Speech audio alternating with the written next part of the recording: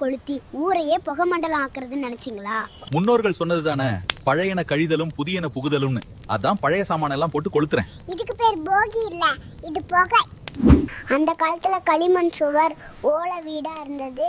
மழை காலத்துல சேர்ந்த ஈரப்பதம், பூச்சிகள் போகணும்னு மூலிகை செடிகளையும் பழைய பாய்களையும் எரிச்சாங்க. அது கிருமி நாசினி.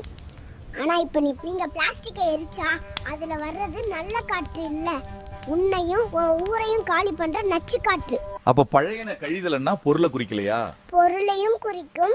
பிளஸ் நம்மளோட தீய எண்ணங்கள், பொறாம குணங்கள், இதெல்லாம் தான் அந்த பழையன. அதெல்லாம் கழிச்சிட்டு அன்பையும் சுறுசுறுப்பையும் மனசுக்குள்ள கொண்டு வர்றது தான் புதியன புகுதல். சொல்லுங்க.